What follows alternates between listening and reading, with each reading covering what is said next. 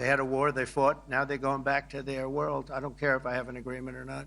The only thing we'd be asking for is what we were asking for before about we want no nuclear. President Trump says U.S. and Iranian officials will still meet next week regardless of an agreement. Iran hasn't acknowledged any talks taking place. It has insisted it is not willing to give up its nuclear program. According to multiple reports, the strikes on Iran's nuclear facilities did significant damage but did not destroy Tehran's programs. Official estimates have yet to confirm if the bunker buster bomb set them back decades or just a few months. Questions remain about whether President Trump's ordered attack on Iran's nuclear facilities could hint at more U.S. involvement in world affairs, and if it opens the door to terror attacks on American soil. Yesterday, we dug into how vulnerable Las Vegas could be to a cyber attack. Now we're looking into the likelihood of a terror attack intended to cause physical harm. News 3's Steve Wolford joins us live here in studio to explain why Las Vegas is such an inviting target and what's being done to keep us and our tourists safe. Well, Marie, Jim, this is a topic that has evolved in some dramatic ways since 9/11 nearly 24 years ago.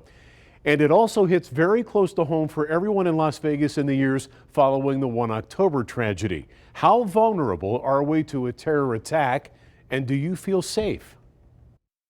There's some tensions going on with, everything that's happening, but for the most part, I feel fairly safe here in Vegas. Shanelle Duncan believes everyday life in Las Vegas is pretty calm. You think they don't have sleeper cells? I was in the military. Bobby Gonzalez, on the other hand... Oh yeah, I wouldn't be on the strip on the 4th of July. So which is it?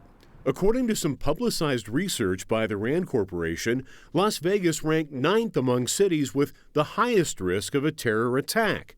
Among its findings, a large majority of the targets in Las Vegas are primarily hotels, casinos, and skyscrapers, increasing the overall attack probability in Las Vegas. However, it's very important to note that analysis was published in 2007. And when that report came out, we were very, very post 9/11 at that moment. Retired Metro Sergeant Ashton Pack, who worked in counterterrorism, says local law enforcement has made light years of progress in intelligence gathering. The Fusion Center here in Southern Nevada is a Southern Nevada Counterterrorism Center, and I really describe it as the heartbeat of the police department outside of dispatch. We all know 911, but when you get that X-Files, this is weird, someone's in the back taking pictures, it's not really criminal in nature. We have the reporting system through the Fusion Center. And based on his experience, he's less worried about sleeper cells and much more concerned about somebody acting alone. I call them stray dogs. We had the worst attack in American history here. Was not a sleeper cell, was not a terrorist attack per se. It was one angry individual who took out his wrath on a bunch of strangers from a distance. Of course, Ashton was referring to 1 October.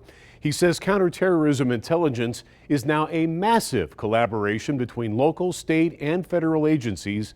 And yes, random things can always happen that are completely off the radar, but he firmly believes that Las Vegas is now one of the safest cities in the world, and he says the safest place to be in America on July 4th will be the Las Vegas Strip. Where else? Back to you. Well, it is nice to hear about that level of protection for sure. Steve, thank you. Now, the last terror attack in the U.S. happened on New Year's Day in New Orleans when a gunman plowed his truck through a crowd of people on Bourbon Street. That attack left 14 dead, several others injured. That was the same day as the Cybertruck explosion here in Las Vegas in front of the Trump Hotel. While there were questions about whether there was a possible connection, the Cybertruck explosion was not deemed a terror attack and had no ties to the attack in New Orleans. Now an update on a story